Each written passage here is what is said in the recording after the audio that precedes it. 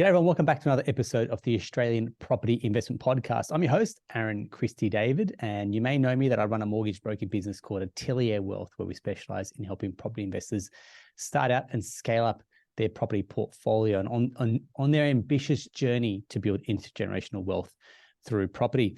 We bring along some excellent guests, so people that I call best in breed. So we're talking buyers agents, we're talking accountants, financial planners. Today's guest is a little left of center, but will have a lot to say. And I feel like he'll have a message that will resonate with a lot of Illawarra locals as well. So Ben Wollen from Wollen Architects. G'day, mate. How you doing?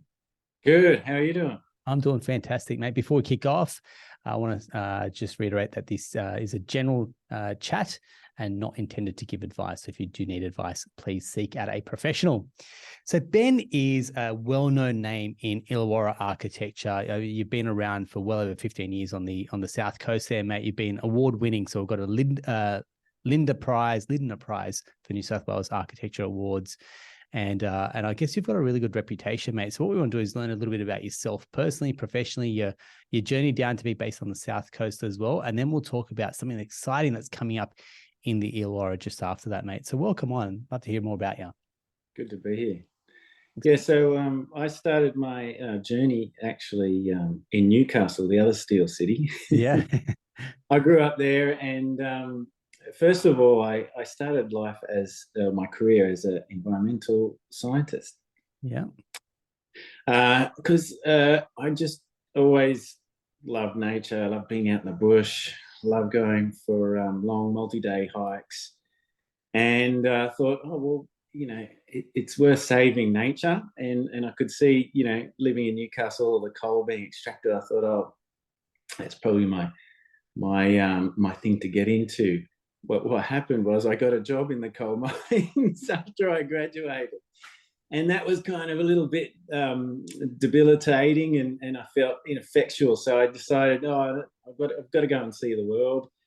Did the Aussie thing, went over to London, travelled around, went to North America, Mexico, and Asia, Beautiful. and kind of got back and was inspired by all the architecture and thought, yeah, maybe actually I can have a bigger impact in architecture, because as we know, our buildings actually contribute 40% or thereabouts of our overall carbon footprint of the planet. And so I thought maybe sustainable design is a much more proactive kind of place for me to be in.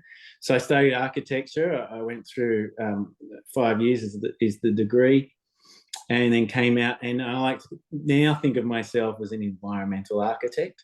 Beautiful.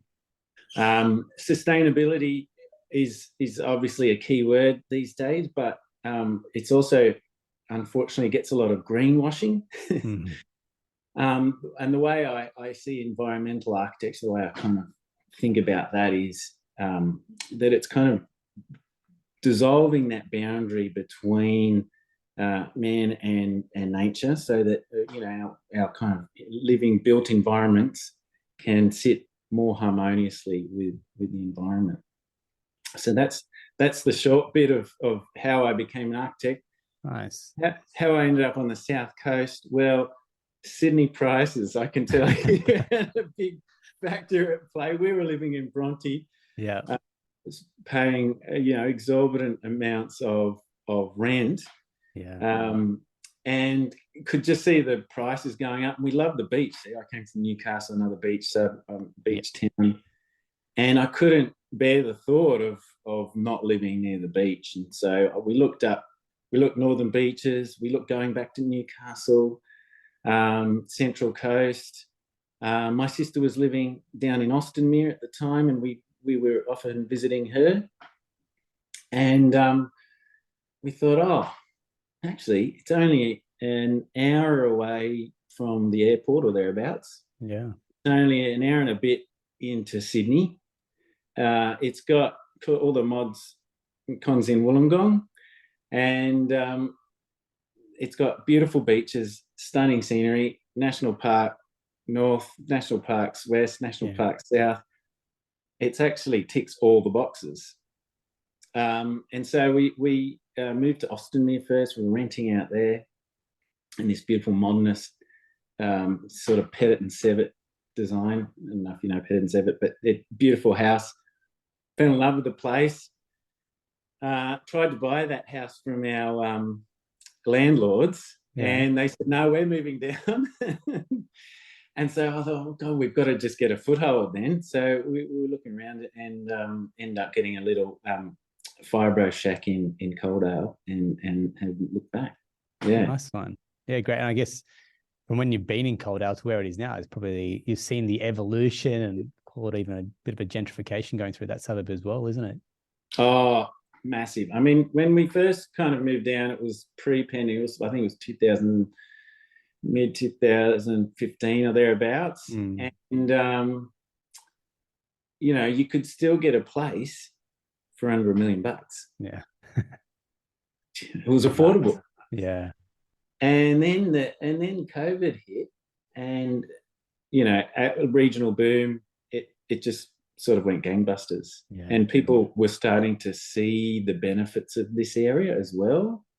I think predominantly in the past, it was always seen, the Northern Illawarra was seen as a holiday home place, a bit of a quiet little beach suburbs, a lot of people from the Shire having their holiday homes down here.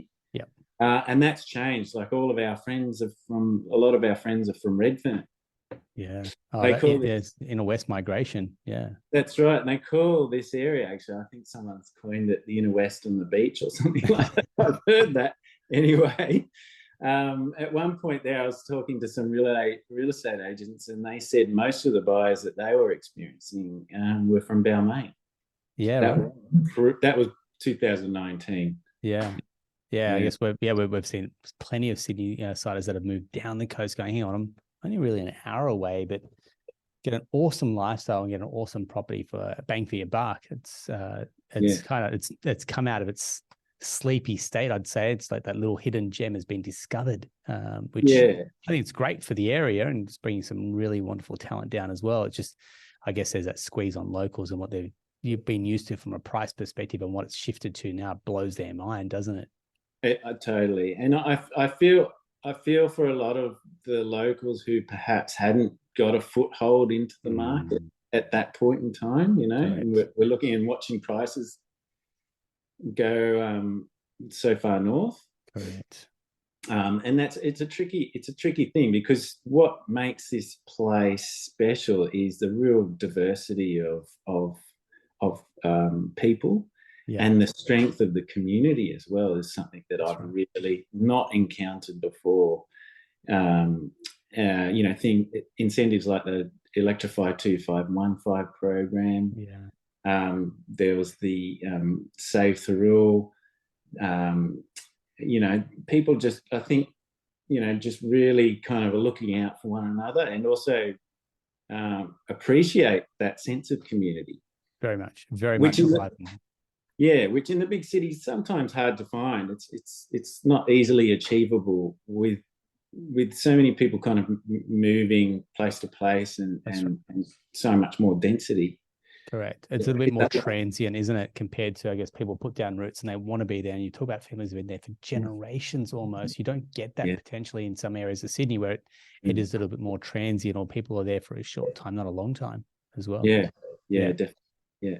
Perfect. Mate, take me through, because I know I've looked at your business. I've obviously seen your name in and around the area as well. So take me through, because you talk about like your bushfire prone type, your architecture centers around that. So take me through a little bit about your business, and I guess the sweet spot that you've really got for your architecture business as well, mate. Yeah, sure. So as I said about sustainability, it's evolved a lot as we're kind of coming into this new era of, okay, climate change is definitely here. It's affecting the planet. We can see that in the size of our bushfire season getting expanded, but also the events getting bigger. The floods, looks like we're probably about to go into a bunch of droughts. Yeah. And look, sustainability still goes a long way, but the main thing with sustainability was to reduce our impact on the planet.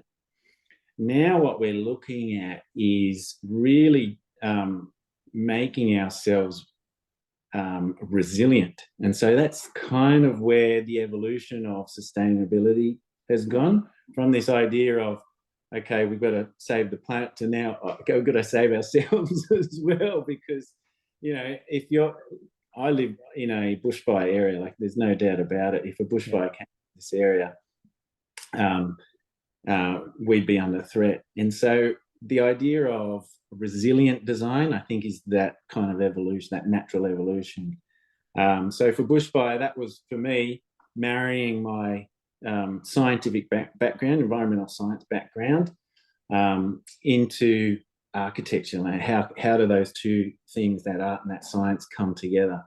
And so in 2014, I put in a research grant, which was under the David Linder program, and it was about how can we convert our communities into much more resilient communities for bushfire. And that was a little exercise in the Blue Mountains. So the problem with the Blue Mountains is it's all up on ridges.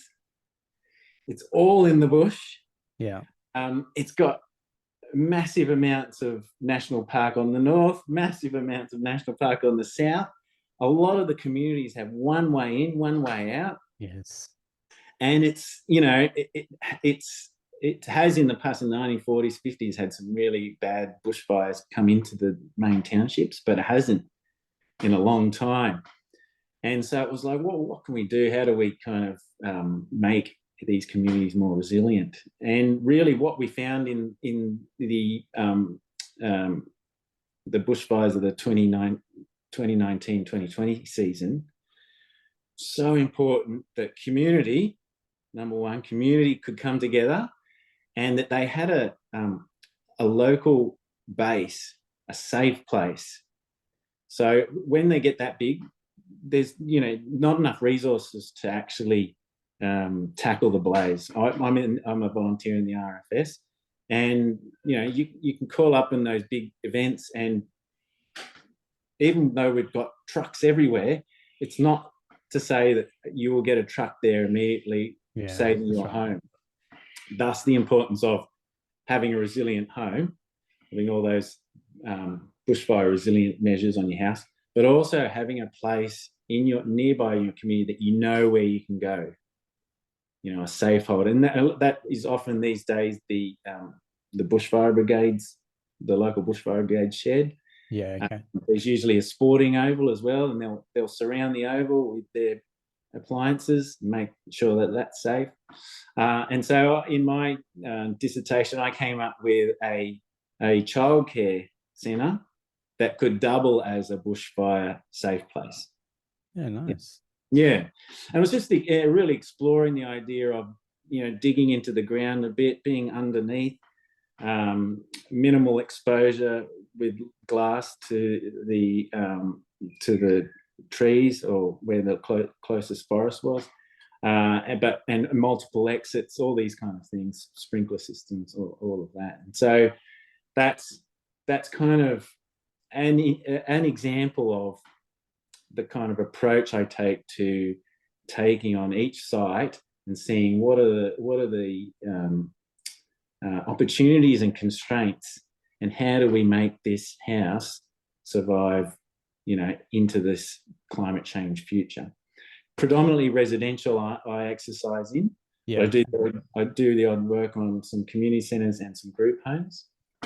And most of my clients come to me with a real kind of idea behind reducing their impact on the planet, whether that's through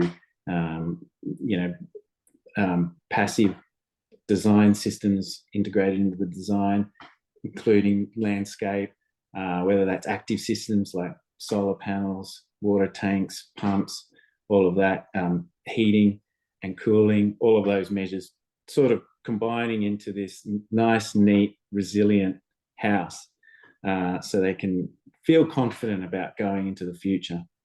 Yeah. Fantastic, mate. I love that. It's certainly you're probably almost ahead of your time a few years ago, right? And the bushfires kind of put that smack bang front and center for a lot of people. And then you think about now where I guess we're at a conference recently and they're talking about, what's the future for housing and what does the market look like? And a lot of the a lot of the focus is on sustainable developments. For example, we've seen a few. I've been part of a development that was out at Melrose Park that, the 6-star rating, and the way they designed and laid out that entire development just kind of speaks volumes about how we're going to see future developments unfold as well for communities. But then also banks are coming to the party going, we're doing solar loans, we're doing green home loans, for example. And so now banks are rewarding and recognizing people that are making that energy efficiency in their home or investment into solar. They're being rewarded as well. Flow through to electric vehicles now getting a better rate because banks are now kind of gearing themselves towards this. So I feel like the movement is certainly on. That groundswell movement's happened, and now commercially it's starting to kind of be met halfway as well. Yeah, you're seeing that work its way into actually. Like all my clients now are asking for the charging points in their garage. Yeah, it's the weirdest thing. We've got an electric car. Yeah. And it's the weirdest thing to come home and plug your car in. It took a while for me to kind of come to terms with that. It's a whole new concept. Yeah. I mean, sure, the power bill goes up, but I mean, you see the gas prices these days. You see these conflicts happening, and that again, not just climate change, but you're seeing world events affect things like the price of energy, the price of fuel. The recent crisis in the Gaza, likely going to push petrol prices up. Spot on. So if you've got that ability to charge your car and you've got solar panels up top, boom, you're in a much better position to take on these kind of crises. Yeah, well said. See them through. Yeah. Perfect. And I guess, I mentioned about the Illawarra and something that's I'm really excited, and I know that you'll be pumped about this. It's happening on the 25th of November, is the Illawarra Festival of Architecture and Design. So what I'd like to do is talk a little bit more about what the event is going to entail. I know there's quite a lot of activations happening during the day as well. So do you want to kind of take us through how did this idea come to life, and then what can people expect on the day as well, Ben? Yeah, sure. Yeah, so pre-COVID, I decided to have an architecture festival, but it was a satellite festival to the Sydney Architecture Festival. And it was really just a collective of local architects giving a talk, and that subject was under the Sydney Architecture Festival banner, which was more affordable. That was just the tagline. Okay. So it was all ideas about affordability and how architecture can tackle those. Fast forward post-pandemic, and what we were going to do it with the Sydney Architecture Festival, but they've been prevaricating about bringing it back. And so my co-director and I said, well, let's just give it a go. Love it. And so we came up with the idea, because it had been a few years, the idea of out of practice. So out of practice, because we're out of practice sort of holding events. Yeah. We're out of practice coming out of architectural practice, and we're out of practice having these community events, these festivals. And so the idea is bring that back, that conversation, because I think that's really important to not only promote architecture, but to promote good quality built environment in our case in the Illawarra. That's our real focus. We're trying to keep it about the Illawarra, and so Penny, my co-director, and I decided, let's give it another go. Let's make it a bit bigger and better, and let's make it an annual thing. And so we've come up with it's a whole day of great architecturally kind of led activities. So 7 a.m. I'm taking a bike tour. So I've been slowly mapping all these really beautiful architecture homes along the northern Illawarra, and they can go back to 1960s, but some are built last year. And so I'm going to lead a tour with the bike mayor of Wollongong, Edward Burt, and we're going to take 20 people and see these fantastic homes, not to mention riding along that spectacular coastline, go to the Seacliff Bridge, past all the beaches, and we go up on the escarpment in places. And these little houses, which no one would have known. We've got a Wilkinson award-winning house up here in Wow. that we're going to go and visit. We're only going to see them from the outside on the bike tour, but Wilkinson Award winning, that is the pinnacle of New South Wales architectural awards. It won back in the 1990s. We'll go past that one. We'll go past a whole bunch of other beautiful homes. And then we end up in Austinmere at 10 a.m. So that's 3 hours. And then if you want to continue that tour, you just love architecture so much, you go and do the open house tour where you get to go inside. Nice. And you can meet the architect and they'll talk a bit about the design processes and stuff. And you get to kind of walk through, and that's thanks to the owners. Their generosity is letting a whole bunch of strangers come through their house. That's from 10 till 12. And then at that point in time, we're all going to head over down to the open studio space, which is down in behind Bunnings in Bellambi. And it's going to be an afternoon of panel discussions. There's 3 streams. One is interiors. The second one is the evolution of local architecture. And the third one, the finale, will be on community and how that interacts with architecture. On the other side of where the panel discussions are, there's going to be kids activities so that mums and dads can leave kids there. Yeah. And they're going to have giant Jenga competitions. They're going to have tower building competitions. And we're going to have the junkyard rascals who get all this sort of save stuff from the waste stream, and they create big sculptures with the children so that mums and dads can feel safe that the kids are learning something and having good fun while they get to listen to the panel discussions. So on the first panel, we've got the interiors. We've got Deborah Hutton. We've got Roseanne Journet. She's moderating it. She's a local interior designer. We've got Margie Rahman from Edmonton Jones. She's done some amazing work locally. And they're going to just talk about the evolution of the interiors and how that has kind of resulted in the beautiful homes that we see in the northern Illawarra and all throughout Wollongong. Evolution, things like, kitchen. The open plan kitchen came about back in the 1940s or something like that open plan, yeah. And so how is that translated to nowadays? Are people still into that open plan? And how come the kitchen has become this jewel of the inside of a house? The epicenter of a house. Yeah, great. Epicenter of a house. And it's where a lot of people spend so much money. You can spend like $30,000 on a fridge these days. And people, love that. It's just, it's kind of like, the jewel in the house. And so there'll be a whole bunch of discussions around that.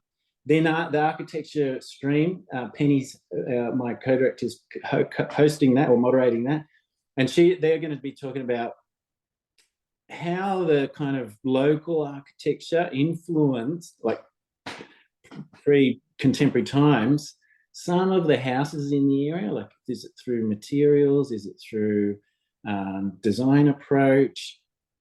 How is that kind of moving into this kind of climate change environment? So we've got Morgan Figgis talk about his work. We've got Dane Taylor, who's done some great work in and around Austinmere and has had a heap of publicity around his butterfly house. And we're going to talk to Adam Suter. He's a builder. Yeah. He's just done the passive design house, Pepper Tree. It's won a whole bunch of awards. That's down in West Wollongong there. And how that kind of, all these new systems are kind of coming into play on the housing design. So BASICs now, we have to achieve 7 stars minimum. Yeah. So how is that going to translate into the design of homes? Then finally, community. That's kind of going big picture, and we're just, so if we, for example, we've got Deb Hunt's on that one again, and we've got Saul Griffith, Dr. Electrify, and Edward Burt, Bike Mayor of Wollongong. What does that mean for the built environment of our area of the Illawarra? What does it mean for bike paths? What does it mean for the local beach pavilion or the community centre? What does it mean for potential new developments, wind farms off the coast, all of that. And it's going to kind of just cap the whole event off. And then we're going to go and have some beer and wine at the Barrel Shepherd and some pizzas from the Wood-Fired Pizza guys. How good's that? Sounds like an amazing day, and I'm really glad our business is getting behind this as well, because I think it's a great event.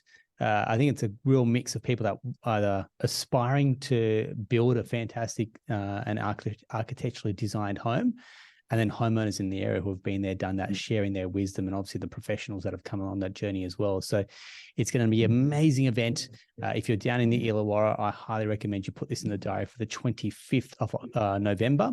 We'll include all the details of the event in the show notes below as well. And if you want to find out about more from Ben and his architecture business, we'll include the details for Wollen Architects below as well. But Ben, I want to say thank you very much for your time, for your generosity, and look forward to an amazing event on the 25th of November, mate. Smash it. No, thank you. And thank you for coming on board as gold sponsors. Thank you so much to Telio Wealth, and thanks for having me on the show. Not at all, mate. Wonderful. That's a wrap for another episode of the Australian Property Investment Podcast. Like I said, had a slightly different flavor, but we'll do a recap on what happens on the 25th, and we'll bring that event to you. Some of the highlight reels, we'll share that on our socials as well. And if you found this episode helpful, we'd love a review. And better yet, if you have any questions for future episodes, please drop us an email or shoot us a message as well. Thanks very much.